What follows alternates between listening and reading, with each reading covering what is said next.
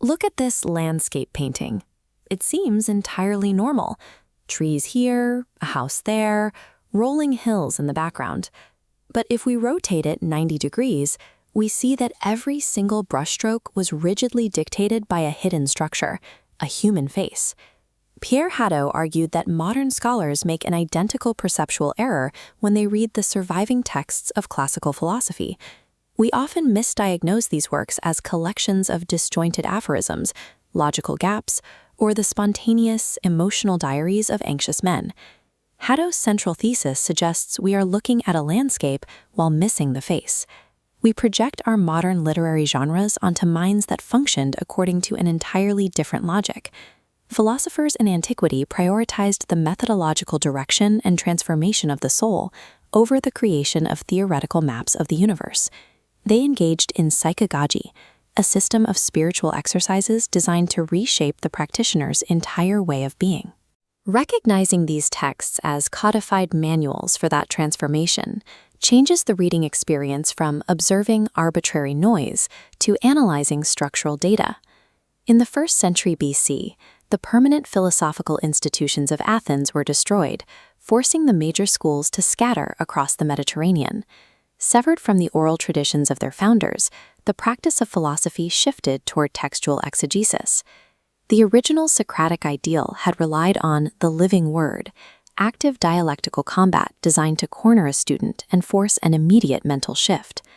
Practitioners utilized hypomnemata, personal day-to-day notes, to serve as a written echo of that lost oral tradition. These writings functioned as material supports, designed to be read aloud, repeated, and reactivated in the mind of the practitioner. Ancient philosophical literature operated as an engine of formation, prioritizing the transformation of the reader's character over the simple acquisition of facts. The Meditations of Marcus Aurelius provides the clearest example of this misunderstanding. For centuries, historians have diagnosed the text as the gloomy diary of a depressed emperor. Academic diagnoses have ranged from gastric ulcers and opium addiction to chronic clinical pessimism. Textual evidence often includes passages where Marcus looks at fine Falernian wine and describes it as a bit of grape juice. He famously reduces his own imperial purple toga to some sheep's hairs dipped in the blood of shellfish. He even describes sex as the rubbing of gut and a spasmodic secretion of a little bit of slime. Modern readers typically interpret these quotes as evidence of profound psychological depression and despair. These entries represent a specific, codified Stoic spiritual exercise known as physical definition. The mechanic of the exercise involves stripping away all human bias and conventional value from an object to view it strictly as physical matter. Marcus utilized these descriptions as a calculated algorithm to neutralize irrational desires and generate total cosmic indifference. When the first printed edition of the Meditations was published in 1559, the editor treated the manuscript as a collection of disjointed fragments. The Stoic philosopher Epictetus provides the underlying framework for these fragments, dividing the practice into 3 specific disciplines: logic, physics, and ethics. The discipline of assent, or logic, governs monitoring thoughts and modifying judgments. The discipline of desire, or physics, dictates one's attitude toward universal nature. The discipline of action, or ethics, governs the mutual duty uniting rational beings.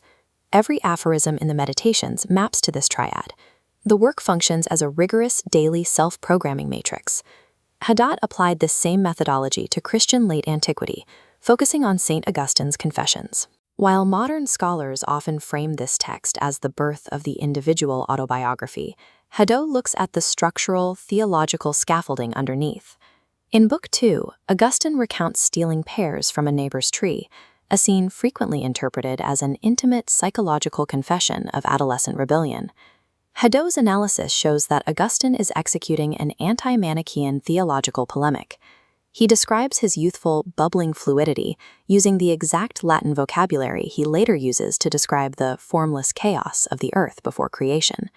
Augustine reconstructed his own adolescent psychology using the ideal psychology of Adam, proving that human sin operates as a perverse imitation of divine freedom. The I in the Confessions functions as a structural tool, a universal human avatar designed to map the soul's conversion onto the creation of the universe. Modern academic habits siloing philosophy into separate theoretical departments, logic, physics, and ethics, would have looked strange to an ancient practitioner. Those divisions existed primarily for didactic necessity. To produce a textbook, a subject must be divided into chapters. For the ancient student, logic was the lived practice of refusing to consent to false impressions. Physics was the active spiritual exercise of maintaining a constant cosmic consciousness. Logic, physics, and ethics were only distinct when philosophers spoke about them. When they lived them, they functioned as identical vectors of a single act of wisdom. Ancient philosophy functioned as a comprehensive training regime for the human spirit. Philosophers treated theoretical discourse as entirely subservient to practical existential transformation. The written words that survived antiquity represent the material residue of a lived art, the byproduct of an active engine of self-transformation. Understanding antiquity requires reading these texts as rigorous tools for living, shifting focus away from the historical reconstruction of thought toward the mechanics of existence.